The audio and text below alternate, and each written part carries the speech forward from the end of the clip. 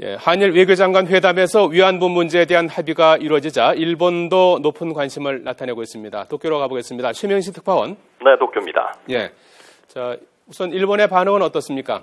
네, 일본 언론들은 속보로 관련 소식을 전하고 있습니다. 교도통신은 한일 위안부 문제 합의라는 제목으로 일본을 내보냈습니다. 공영방송 NHK를 비롯한 모든 방송은 서울특파원을 연결해 한일 외무장관 회담 결과를 자세히 전하고 있습니다. 특히 NHK는 한일 외교장관 공동기자회견을 생중계로 연결했는데요. 한국 정부가 서울 주한 일본 대사관 앞 소녀상을 관련 단체와 협의를 통해서 적절한 해결에 노력하겠다는 대목에 주목했습니다. 일본 언론은 앞서 기시다 외무상이 오늘 오전 회담을 위해 도쿄 하네다 공항을 떠날 때부터 밀착 취재를 벌이는 등 큰 관심을 보였습니다. 자, 최 특파원, 일본이 전격적으로 합의하게 된 배경은 어떻게 풀이되고 있습니까? 네, 일본은 그동안 한국이 일본군 위안부 문제를 제기하는 것에 대해서 알레르기 반응을 보여왔습니다. 일본은 국제사회 리더 국가가 되겠다며 유엔 안보리 상임이사국 진출에 공을 들여왔는데요. 국제사회에서 위안부 문제가 여성 인권 문제로 확산하는 것과 함께 전쟁 책임을 인정하지 않는 일본이라는 인식이 퍼지는 것에 대한 경계감이 컸습니다. 여기에 굳건한 동맹관계를 유지하고 있는 미국에서조차 위안부 문제에 대해서는 쓴소리를 계속 들어야 했던 만큼 아베 총리로서는 결단이 불가피했을 것으로 보입니다.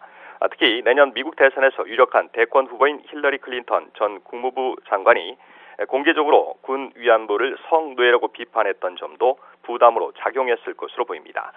그러던 차에 지난 17일 산케이 신문 전 서울지국장에 대한 한국 법원의 무죄 판결과 23일 한일 청구권 협정의 위헌 여부 판단을 회피한 헌법재판소의 결정으로 아베 총리가 결심을 굳힌 것으로 보입니다. 자, 최명식 특파원, 앞으로 남은 과제와 전망은 어떻습니까? 네, 아베 정권은 앞으로 보수 우익을 달래야 하는 과제를 안게 됐습니다. 니온 게자이 신문이 오늘 위안부 관련 여론조사 결과를 발표했는데요. 일본군 위안부 문제와 관련해 응답자의 57%가 양보할 필요가 없다고 생각하는 것으로 나타났습니다. 일본이 양보할 필요가 있다는 의견은 24%에 그쳤습니다. 일본 정부는 이번 합의로 한국 측에 크게 양보했다는 입장인 만큼 앞으로 일본의 요구 조건을 관철하기 위해 한국을 압박할 가능성이 커 보입니다. 주한 일본 대사관 앞에 설치된 위안부 소녀상에 대한 철거를 끈질기게 요구하고 나설 가능성이 있어 보입니다. 특히 집권 여당인 자민당은 지난주 역사 수정주의 논란 속에 역사 검증 조직을 출범시켰는데요. 청일 전쟁 이후 일본의 역사를 검증하겠다는 구상인 만큼 위안부 관련 논의가 언제든 재현될 가능성도 배제할 수 없는 상황입니다. 지금까지 도쿄에서 YTN 최명신입니다.